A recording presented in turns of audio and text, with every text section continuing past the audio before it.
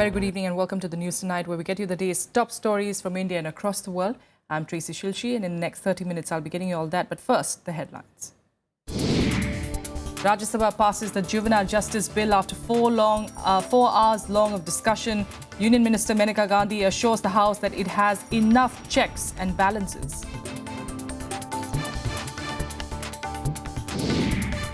DDCA controversy resonates in Rajya Sabha again. Congress forces adjournments for yet another day, demands the resignation of Finance Minister Arun Jaitley. Aam Aadmi Party government holds a special assembly session. The Delhi Chief Minister Arvind Kejriwal claims the Modi government is misusing the CBI to destroy the opposition. A BSF plane crashes in Delhi's Dwarka locality. 10 people, including the pilot and co-pilot, are killed. Prime Minister Narendra Modi condoles the deaths. And all set for the Prime Minister's visit to Russia on Wednesday. Agreements in defense and economic sectors likely to top the agenda.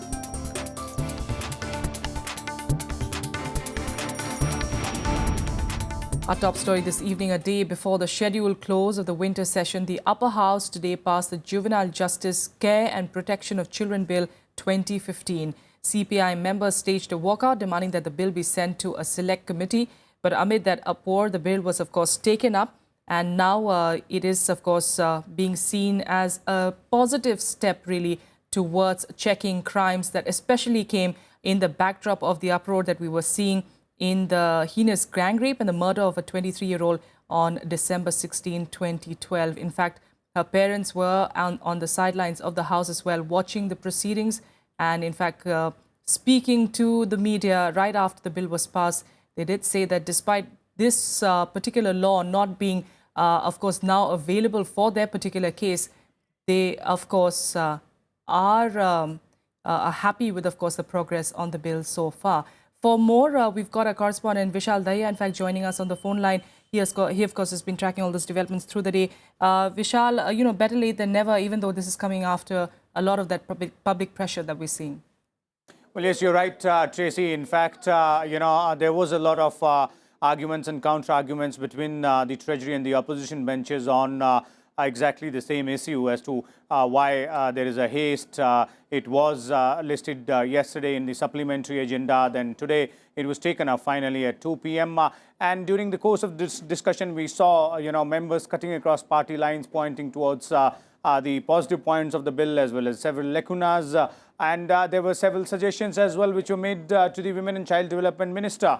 One very important point out here is that although at the initial stage there were two proposals for sending it to the select committee, one from the Congress and one from Trinamool Congress, that's Derek O'Brien, but both of them preferred not to move it. And later on during the course of discussion, we saw three parties, specifically the CPM, the NCP and the DMK, asking for the bill to be sent to the select committee, saying it requires a little more discussion, more nuances to be looked into as to what exactly should be done with several provisions.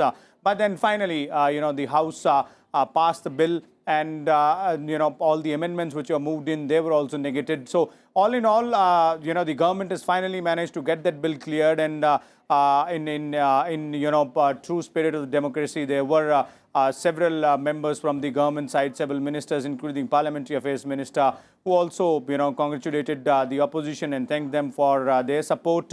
One very important point in this particular bill, it is not only, this bill do not only deals with bringing down the age of a juvenile from 18 to 16 with certain riders, but this is a comprehensive bill which also deals with the rehabilitation part of those who are who are convicted, those juveniles, when they are sent to the juvenile justice homes, the conditions out there, the facilities which they get, the entire procedure, as well as other parts which deals with the care and protection of children, such as the adoption rules as well. So yes, it was all in all a comprehensive bill which has finally now got the assent from the upper house. It has already been cleared by the Lok Sabha, so the bill all in all has got clearance from the parliament. And by and large, it has been getting a positive response that, like we pointed out right in the beginning as well, better late than never.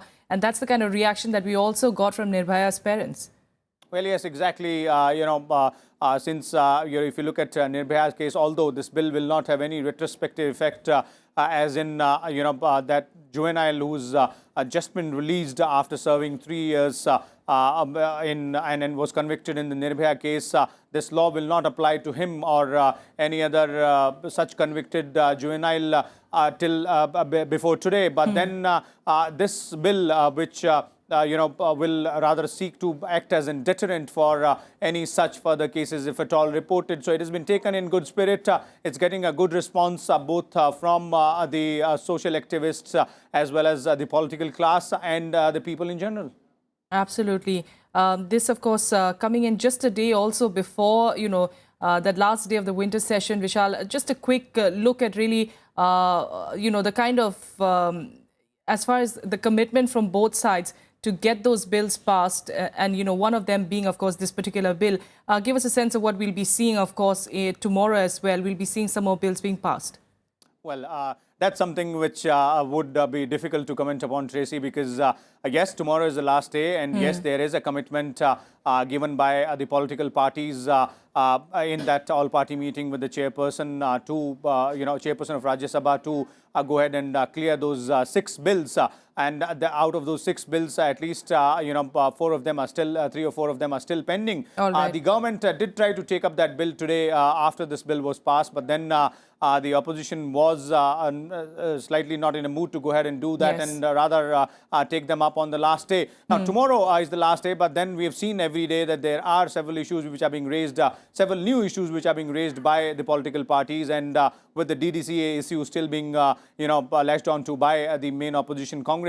We'll have to wait and watch till tomorrow morning, 11 a.m. as to what will happen or rather unfold on the floor of the House. All right. Thanks so much for joining us, DDCA. That's a topic, of course, we'll be seeing in a short while. We'll get you details of that. But for the moment, let's take you through those 4-hour-long debate, what eventually happened, some highlights of that on the Juvenile Justice Bill. The Upper House on Tuesday passed the Juvenile Justice Care and Protection of Children Bill 2015. The bill reduces the age for punitive action for heinous crimes to 16 years from the current 18 years. It also prescribes certain riders and provides for measures for rehabilitation. Moving the bill for consideration and passing, Women and Child Development Minister Menaka Gandhi explained the nuances of the bill. Suppose a child commits a crime in the heinous category.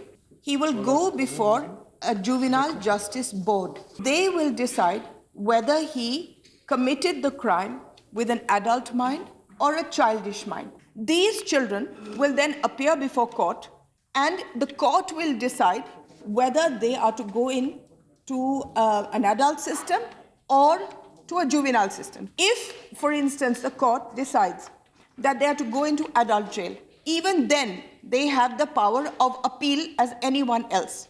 At the end of all these steps, if it is decided that they are to go to adult jail, they will still not be put into adult jail along with adults. They will be put into a children's jail, a Borstal. They will stay there only till they are 21 years old. If at the age of 21, there will be another check on them. And if that check decides that they have served their sentence, that they have now reformed, that we no longer need to have them locked up, they will be released.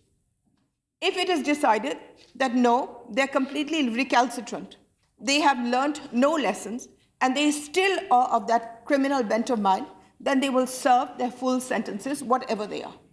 During the debate that lasted over 4 hours, several members discussed various provisions of the bill.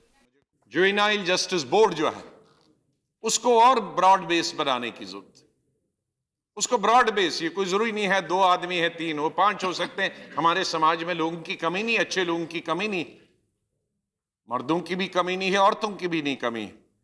उसको और broad base बनाने की जरूरत.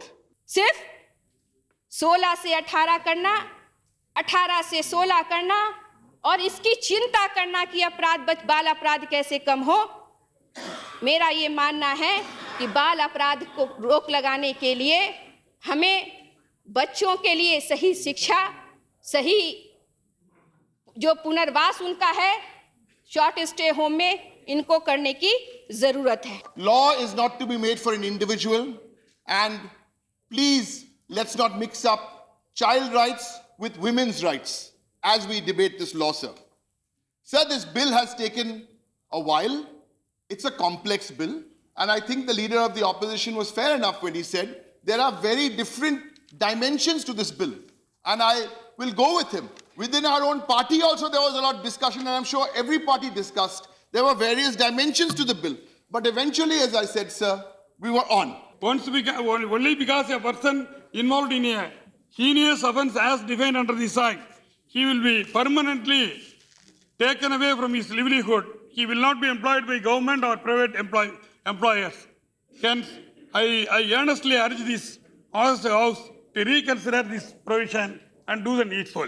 The CPM, NCP and DMK demanded that the bill be sent to the Select Committee, arguing that it needed further examination. CPM members later staged a walkout during the voting.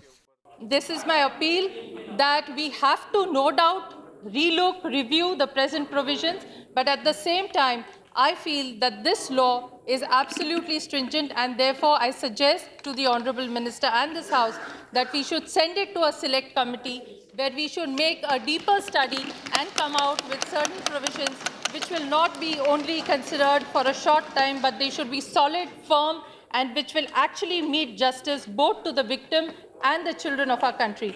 Sir, the Standing Committee and the Justice Verma Committee have also expressed their opinions against bringing the age down to 16 years.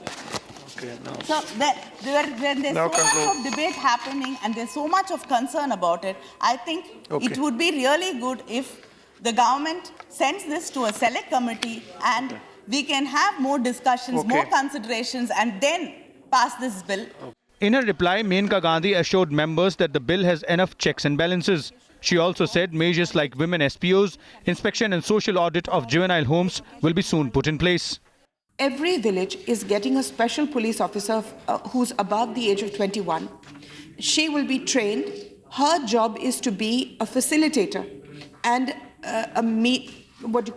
to inform on whether children are being beaten, whether wives are being beaten by husbands, whether there are crimes taking place which people don't report or haven't noticed. So we hope that this will act as another deterrent. This bill has already been passed by the Lok Sabha. Vishal Dahiya, Rajya Sabha TV.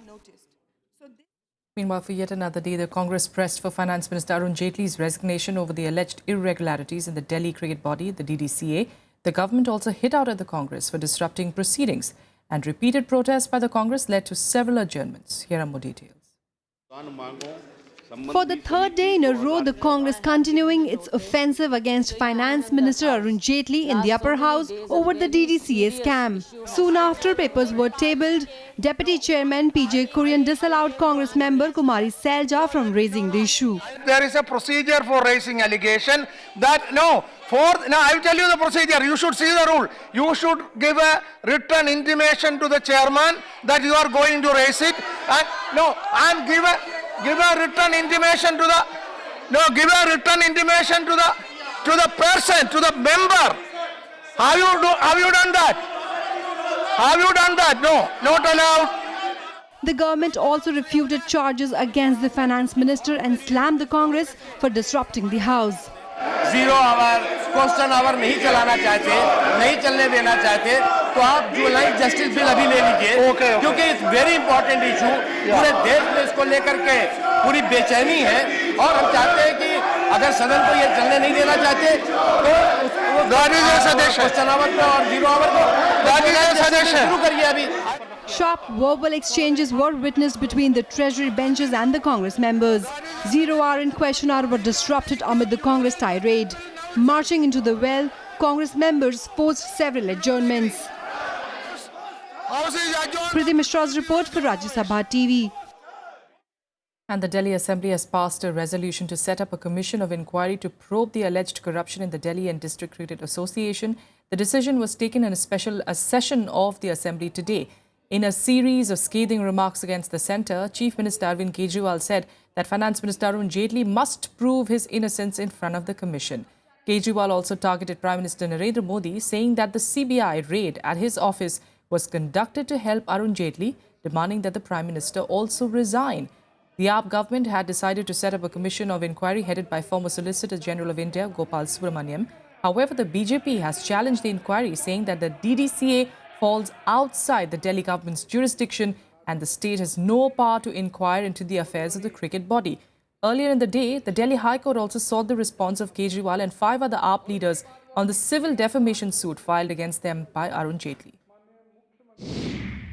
विधानसभा ने निर्णय लिया है कि DDCA के पूरे scam को investigate करने के लिए, इंक्वायर करने के लिए कमीशन ऑफ इंक्वायरी का गठन किया जाएगा। तो ये कमीशन ऑफ इंक्वायरी कल परसों तक बन जाएगा और मैं अपील करता हूं सभी लोगों से जो भी अफेक्टेड हैं और जिनको भी कमीशन ऑफ इंक्वायरी बुलाएगा वो सब इसके साथ सहयोग करें और मैं उम्मीद करता हूं कि जेटली जी एलजी साहब को फोन करके उसको नल एंड वॉइड नहीं कराएंगे और उसमें सहयोग करेंगे। And the BJP, though, today came out in full support of Finance Minister Arun Jaitley over the DDCA corruption issue. In fact, the party's parliamentary board meet today.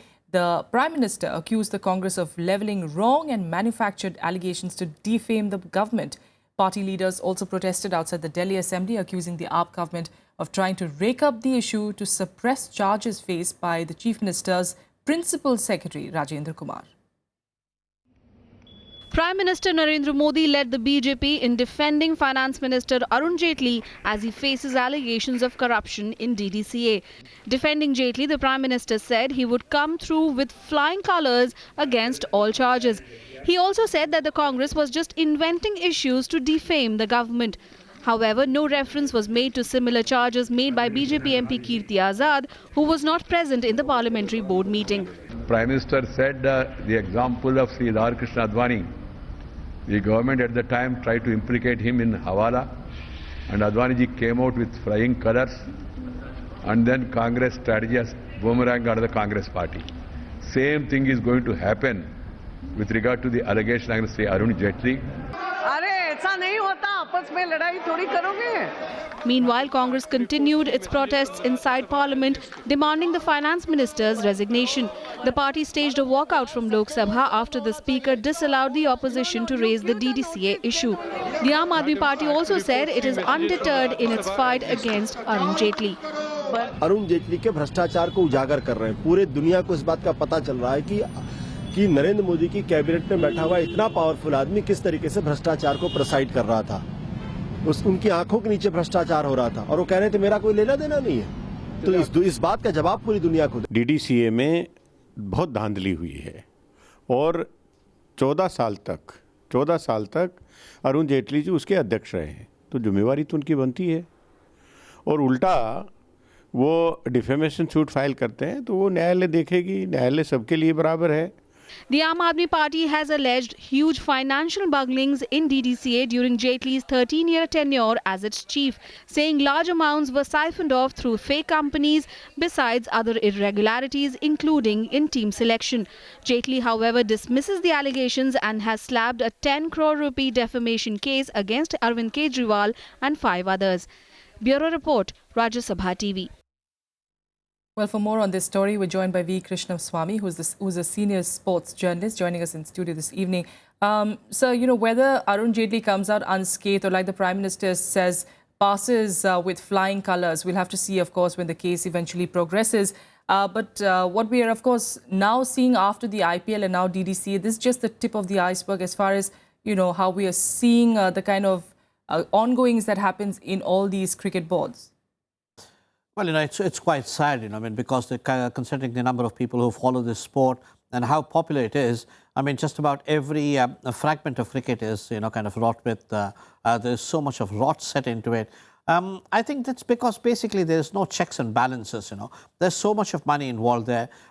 It starts from the top. When the parent body, BCCI, starts doling out so much of money to its constituents and there is no accountability, obviously that money, instead of being used in sport, often gets used for purposes other than sport, and that obviously leads to corruption.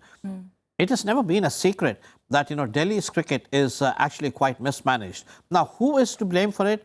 I mean, that is an open question now. Yes. Whether you blame the office bearers, the selectors, the players, or whoever it is. I mean, there's too many people, there's too many kind of stakeholders in that. Now, it is very common to see no less even as many as 2 teams turning up for a single match outside of Delhi for, say, an under 15, under 17, or even, other matches. So, obviously, there is a selection rot, and we all know that there was a time 10 years ago when walking into the DDSA itself was like walking into a last chance saloon. There were brawls all the time.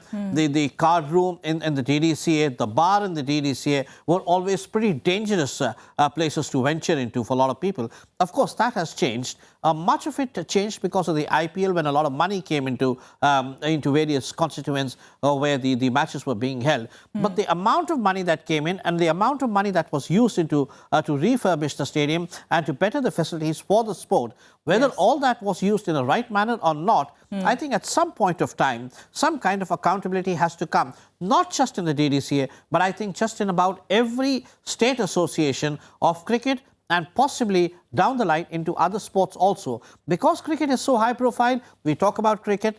Because Mr. Jaitley is so high profile, we talk about him. Because Mr. Kirti Azad is a former India cricketer, we talk about him.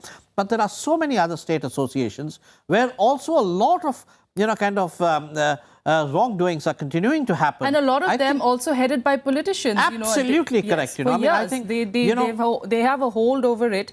And, they continue presiding over this particular board for years and years. And we wonder what is, of course, going on. And one can just wonder what are the wrongdoings, of course, that could have possibly happened in all those years.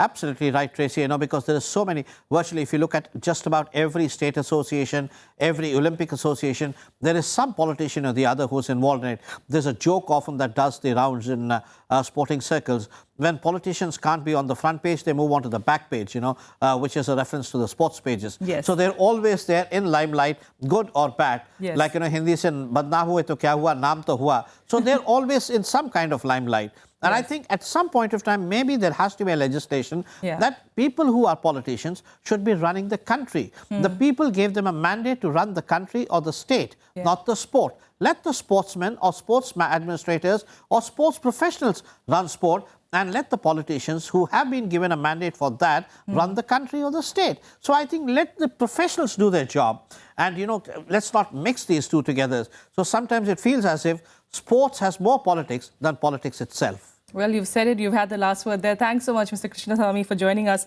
on this story. And of course, as far as the politics of it is concerned and the legality, the cases that are going on, we will, of course, keep a check on that as well here on Rajya Sabha TV. A quick break here, but up next, we're getting international news. A Taliban suicide attack in Kabul killed 6 American service members. Details of that soon.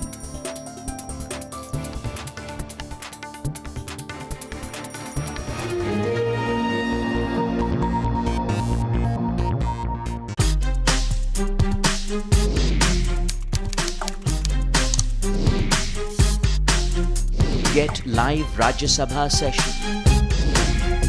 News, views, reports and analysis you can trust on social media.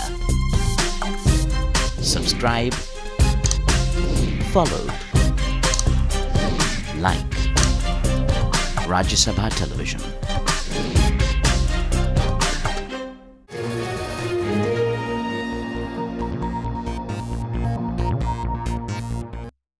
Welcome back. Let's get you some more news. And in a tragic incident, a border security force aircraft crashed near the Delhi airport this morning shortly after takeoff.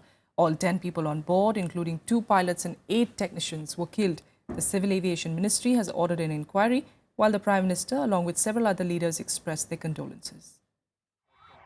Early morning tragedy in the national capital. A small BSF aircraft bound for Ranchi crashed near the Indira Gandhi International Airport just minutes after takeoff. Eyewitnesses said the twin-engine Super King plane crashed into the airport boundary wall near a railway track in Dwarka and burst into flames. Parts of the plane also landed in a sewage treatment plant nearby. ऊपर से SPG के ऊपर से घूमते हुए नीचे आके दीवार में टकराया और आग लग गया था सीधा उसके नीचे जो लेबर काम कर रहा था वो उनको भी चोट आई हुई है. Home Minister Rajnath Singh rushed to the spot soon after news of the crash came in. The Civil Aviation Ministry has ordered a probe into the incident. Whatever happens in aviation, there is definitely followed with an inquiry, because the mistakes should not happen again. It costs lives. Nah? We can't afford to lose lives. All 10 people on board the aircraft died in the crash. They included 2 pilots and 8 technicians.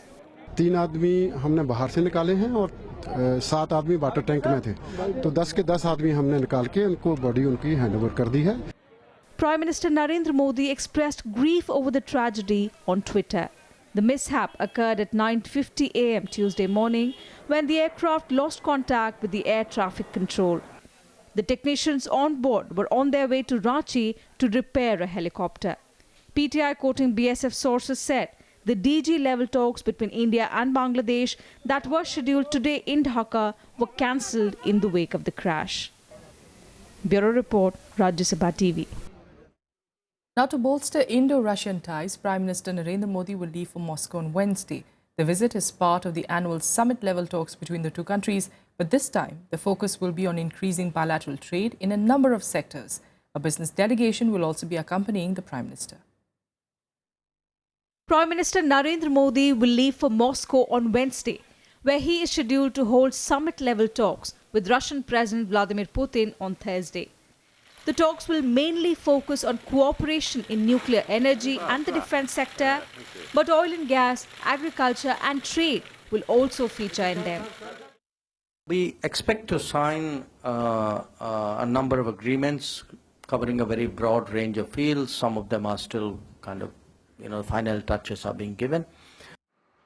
India and Russia aim to enhance annual bilateral trade to $30 billion over the next 10 years from the current $10 billion. The sanctions regime imposed due to Russia's dispute with Turkey and the Ukraine crisis gives India an opportunity for greater technology transfer.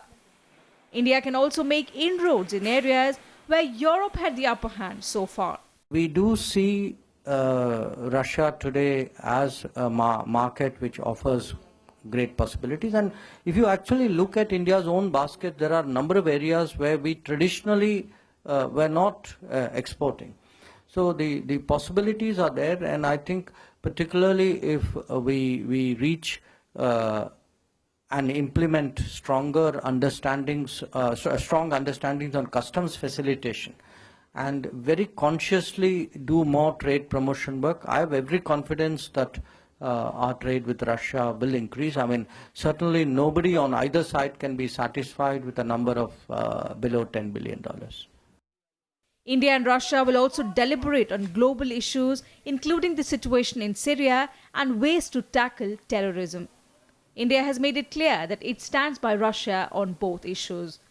At a conceptual level, both the Russians and us agree that the Syrian issue needs to be resolved through political and diplomatic means and through an intra-Syrian dialogue. So if you look at the broad approach to the issue, I think we are sort of on the same page.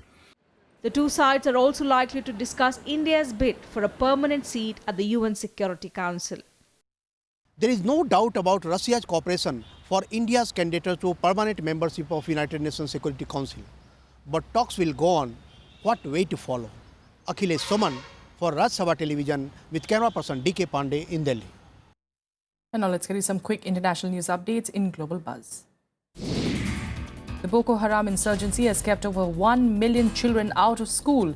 This latest revelation by UNICEF has highlighted fears that lack of education will only fuel radicalism further in and around Nigeria. 2,000 schools have been closed while hundreds have been attacked, looted or set on fire.